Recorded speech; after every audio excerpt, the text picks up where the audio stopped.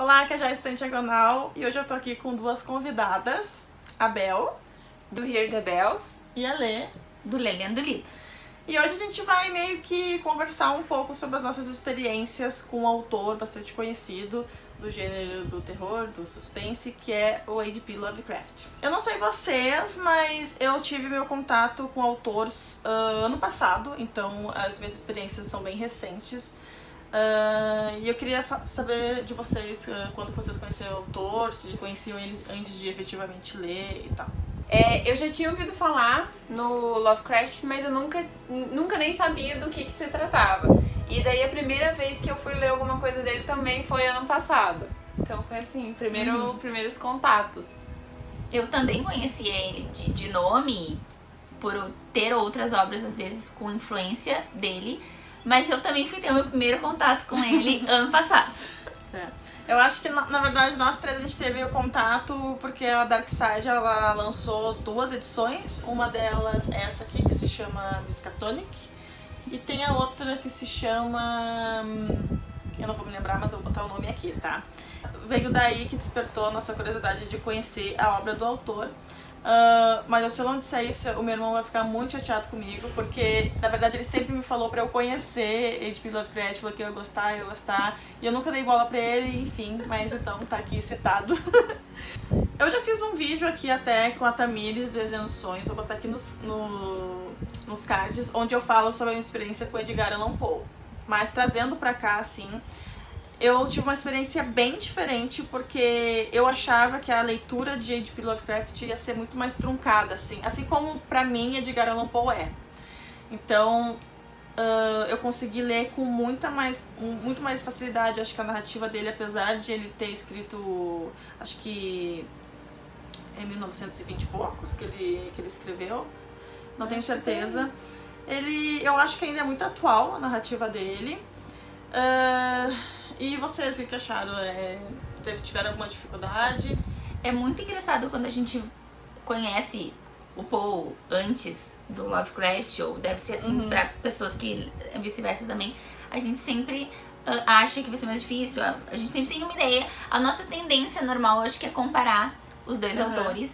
E eu não gosto muito dessa comparação. Na verdade, depois que eu conheci o Lovecraft, eu achei que é uma comparação que não tem não tem relevância. Até porque são estilos bem diferentes.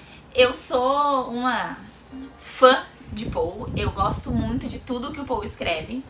Então eu já fui um pouco ressabiada de ler Lovecraft por ter esse tipo de comparação, porque eu queria ver até onde isso era verdadeiro. E pra mim não é verdadeiro, porque as histórias pra mim do Lovecraft são bem diferentes. Comigo já foi uma experiência mais diferente do que com a Joy. Eu prefiro Poe e eu prefiro a escrita do Poe. Eu já achei a escrita do Lovecraft muito mais truncada. Eu demorei muito mais pra ler os contos do Lovecraft do que normalmente eu demoro. Principalmente os contos em que tem narrativa de cidades, em que tem as descrições, como nas Montanhas da Loucura, e o outro agora é A Cidade Sem Nome. Eu acho que é esse. Em que ele... São os 2 contos maiores, na verdade. Os 2 contos maiores, e tem muita descrição de detalhes, é uma coisa muito rica, né? Uma coisa, a gente consegue quase estar dentro, né, da cidade que ele está descrevendo. Mas eu tive muita dificuldade, eu tive que parar algumas vezes, porque eu tava me sentindo cansada de ler. Então esses contos, e nas Montanhas da Loucura, que é o conto que normalmente todo mundo mais ama, que é o conto mais famoso, pra mim foi o pior conto. Não é meu preferido também. O das Montanhas é o maior de todos. É o maior. Tá. Que ele descreve a cidade que ele encontrou. Toda essa descrição me cansou. Eu já tive outra história. Pra mim esse é um dos melhores dele. E na verdade assim, em alguns momentos eu não comparei ele ao Poe. E no meu caso eu gosto mais do Lovecraft do que do Poe. Eu sou a única Poe aqui, sou Team Poe. Eu gostei, porque assim, antes eu não fazia ideia do que ele escrevia, então eu me surpreendi muito porque ele cria muito monstro e muita coisa, e isso já é uma coisa que eu gosto mais. E como o Poe, ele acaba se criando um leque bem diversificado, ele faz investigação, não sei o que, eu acabei não curtindo tanto o Poe e gostando muito mais do Lovecraft, porque ele é mais assim, tipo, viajadão. E no caso das Montanhas da Loucura, a comparação que eu tive foi com o Júlio Verne. Porque o Júlio Verne tem essa mania de explicar tudinho. Então, a parede era assim, assim, assado. Isso aconteceu assim, assim, assado. E daí, a hora que eu comecei a ler, eu falei, nossa, mas o cara tá fazendo igualzinho o Júlio Verne, tá explicando tudinho. E daí eu já comecei a pensar em outras coisas, e por isso que foi o que eu mais gostei. Porque ele... Claro, ele tem o motivo dele tá querendo explicar, mas pra mim essa explicação toda me deixou mais assim, tipo, nossa, eu já comecei a imaginar, o negócio era assim, não sei o que, imagina como é que devia estar lá. E eu, tipo, pra mim foi o que eu mais gostei. Eu não gostei tanto dos outros porque eu achei muito curtinho e faltou informação. E foi isso que eu mais gostei, os mais dinâmicos. Mas acho que o pessoal faz essa comparação entre Poe e Lovecraft porque são autores que eles escreveram histórias curtas. Eu acho que é por isso que o pessoal E que confunde. influenciaram muitos outros autores. Exatamente. Então acho que é normal ter essa comparação. Exatamente, mas eu particularmente acho que são estilos completamente diferentes e que não tem nada a ver e nem tem por que fazer comparação mesmo. Depois que eu li esse livro aqui que saiu pela Dark Side, onde tem uma seleção de contos, eu li esses dois que saíram pela Martin Claret, que também é uma seleção de contos, porém, vamos supor, a edição da Dark Side eles focaram mais nos contos mais conhecidos, nas histórias mais conhecidas. Esse aqui eles trouxeram aqueles contos poucos conhecidos, que pelo menos eu nunca tinha ouvido falar ou nunca tinha visto uma referência. E esse aqui ele traz ele é bem diferente, que ele vai abordar o ciclo dos sonhos, que é uma outra mitologia do H.P. Lovecraft, que se afasta do Mythos of Cthulhu. E esse aqui é uma outra mitologia, então existe um mundo quando a gente vai sonhar e a gente vai viver naquele mundo, enfim. É bem interessante. Porém, eu trouxe aqui mais uma obra para comentar com vocês. A gente não vai abordar muito o H.P. Lovecraft, o autor, porque ele é rodeado por algumas polêmicas, enfim. Mas, recentemente, a Morro Branco lançou essa releitura aqui, então, do autor Victor Lavalle, eu acho que é assim o nome dele, que é a Balada de Black Tom, que vai ser uma releitura de um conto de H.P. Lovecraft, que é considerado um dos mais racistas e xenofóbicos, enfim, e por isso que ele faz essa releitura. O conto se chama, que eu nunca me lembro, O Horror em Red Hook. Dito isso, eu queria saber se vocês encontraram alguma coisa que incomodou vocês durante a leitura, o que vocês acham? Não encontrei nada que tenha me incomodado, porque normalmente eu pego mais o contexto do autor, ou eu separo um pouco do contexto desses autores mais clássicos e mais antigos, eu separo um pouco do que eles estão falando ali, com a realidade, com o contexto. Então eu tento não me importar tanto quando o livro é um pouco mais antigo, assim, um clássico, e que a realidade dele era outra. E que realmente, de repente, ele botou um pensamento, não era o pensamento dele, era só o pensamento do protagonista. Então eu consigo separar bem isso. Eu acho que eu li um conto do Lovecraft em que ele tem um pouco de alguns comentários racista, mas na hora eu vejo isso como ali da obra, como ali da realidade da história, e não me importo tanto com isso.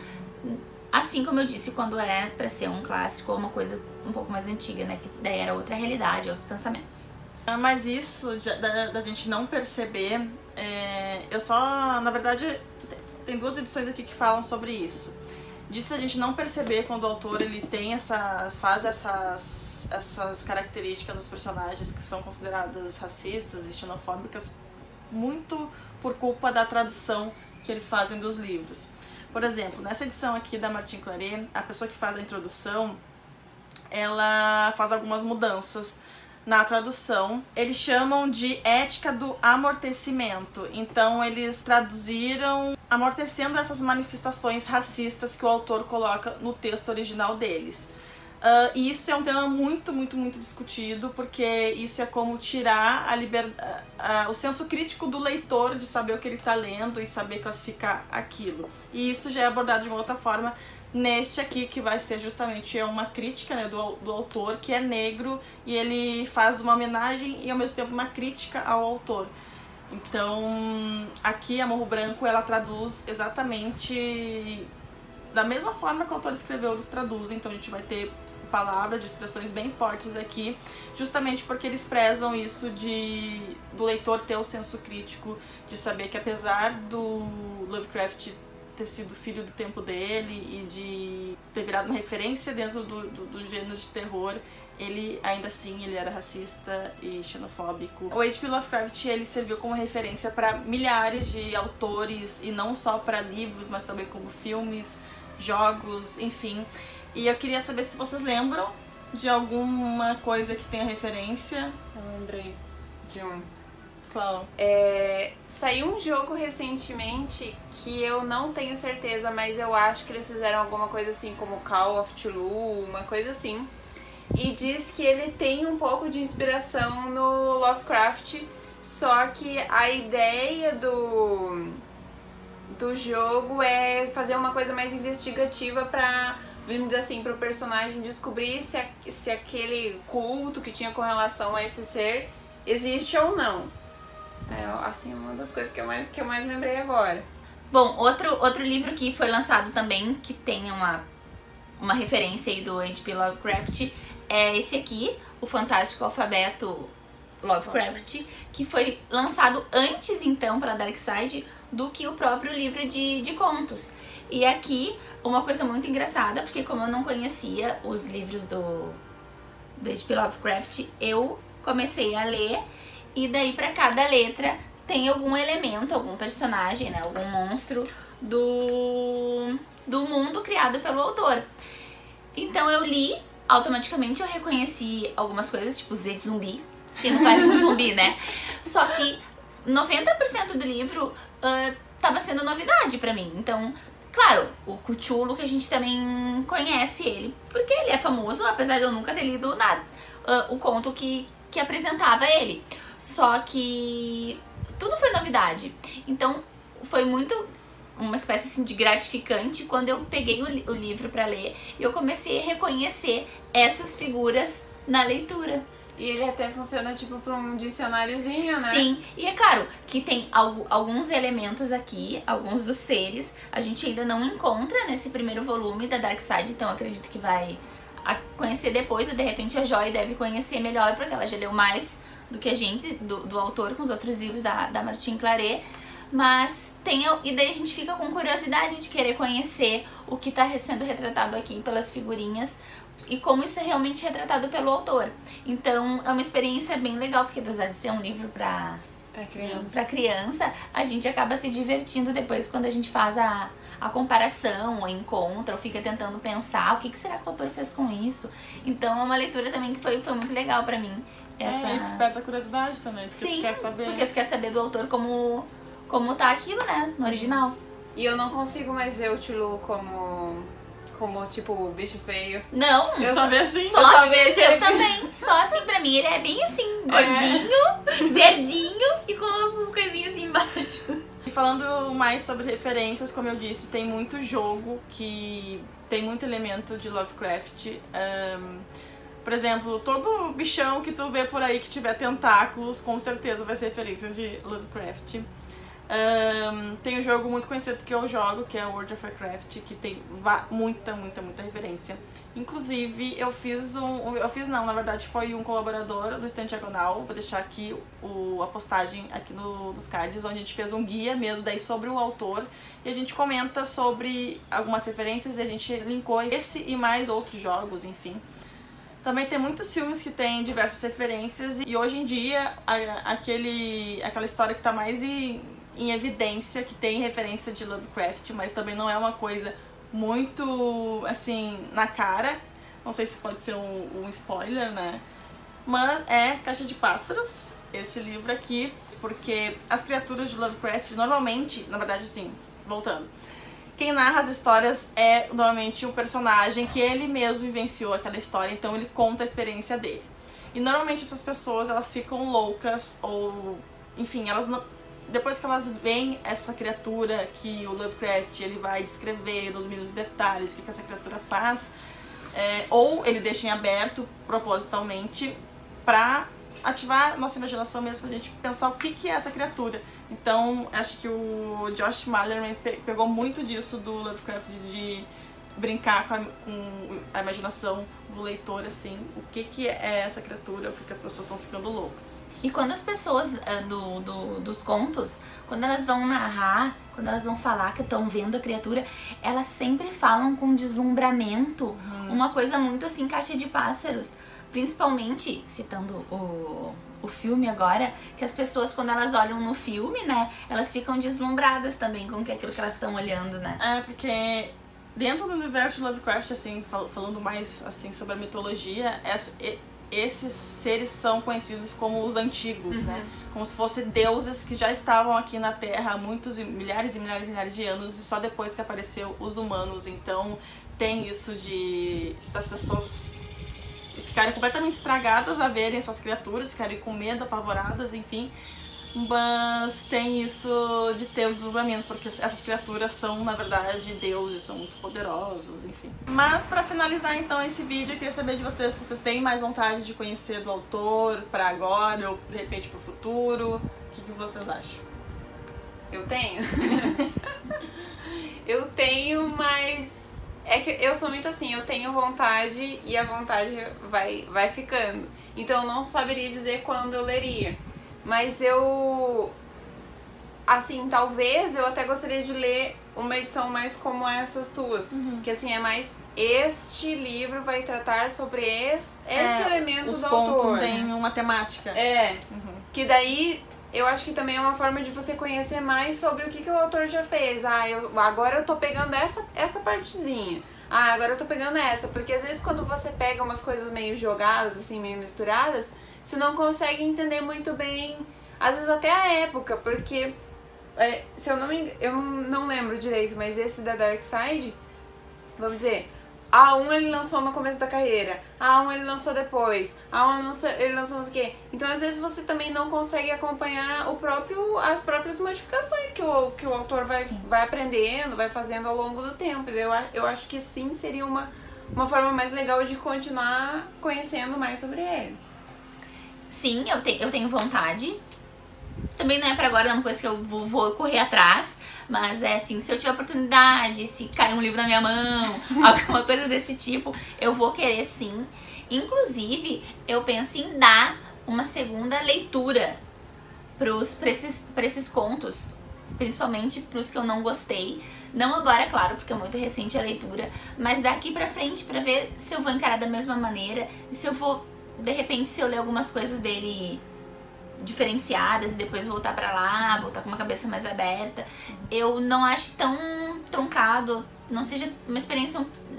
Não que a minha experiência tenha sido ruim, porque eu gostei de vários dos contos do livro, mas de repente gostar um pouco mais desses contos que são considerados clássicos do autor, né? De repente eu encarar com outra visão. Mas sim, quero ler, quando a Darkseid lançar um segundo volume eu vou querer ler. Esses da Martin Claret. Fica a dica. Já fica a dica, Darkseid.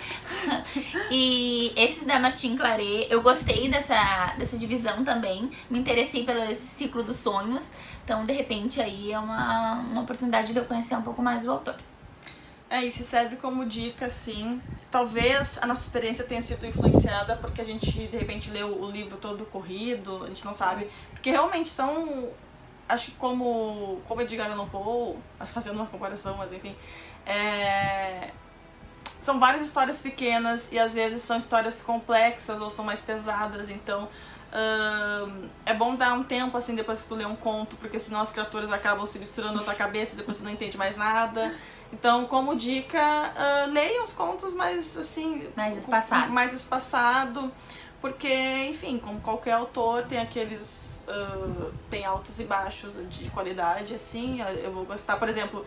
A Bel gostou mais das Montanhas da Loucura. Eu sofri pra terminar esse conto. Também. Apesar de no final eu ter achado ele incrível, mas eu acho que ele é muito penoso. Mas enfim, eu acho que tudo é uma experiência que eu gostei de passar e que com certeza eu também quero continuar lendo mais do autor. Espero que vocês tenham gostado. Se vocês tiverem mais contos que a gente precisa conhecer, deixe aqui nos comentários também. Se vocês quiserem contribuir, estejam à vontade. Eu vou deixar aqui embaixo na descrição desse vídeo as redes sociais da Isabel e da Lê, também os canais delas para vocês conhecerem e se inscreverem. Não deixe de se inscrever no canal, dar um like nesse vídeo para ajudar na divulgação e a gente se vê então no próximo vídeo. Tchau! Tchau! Tchau.